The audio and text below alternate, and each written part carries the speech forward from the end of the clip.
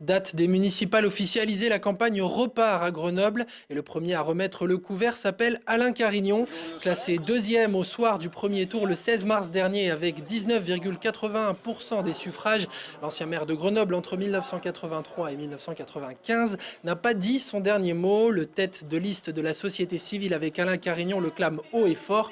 Il ne veut pas entendre parler de campagne numérique comme promu par le gouvernement. Selon lui, cela pourrait causer un déséquilibre dans les urnes. Écoutez-le. Moi, je regrette qu'on ne puisse pas avoir un vrai débat entre citoyens avec des échanges qui permettent d'avoir des allers-retours et qu'on soit un petit peu confiné, entre guillemets, et que cela se fasse beaucoup par les réseaux sociaux.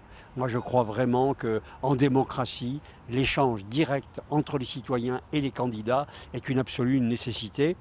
D'autant que, si vous voulez, cette situation avantage le maire sortant, Éric Piolle, qui use et abuse de l'argent public pour sa communication dans le cadre des événements qui se déroulent à Grenoble. Et donc, il y a une inégalité de traitement de fait qui conduit au fait qu'il y a une sorte de déni de démocratie avec une élection organisée ainsi.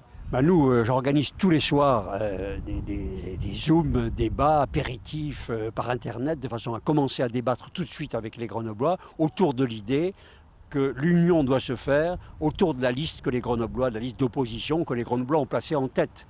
Tous ceux qui ont voté pour les autres candidats au premier tour doivent désormais se rassembler autour et avec la seule liste qui a des chances de victoire et qui constitue l'alternative pour sauver Grenoble, c'est-à-dire la liste que je conduis avec le collectif de la société civile. Aujourd'hui, il faut se rassembler. Nous avons été placés en tête de l'opposition. Il faut se rassembler autour de cette liste. J'appelle tous les électeurs et tous les citoyens et tous les candidats à le faire, de façon à ce qu'ensemble, nous bâtissions cette alternative dont Grenoble a besoin. À partir de ce jeudi, Alain Carignon animera tout de même des e-débats sur sa chaîne YouTube, un rendez-vous quotidien qui aura lieu du lundi au vendredi de 19h à 20h.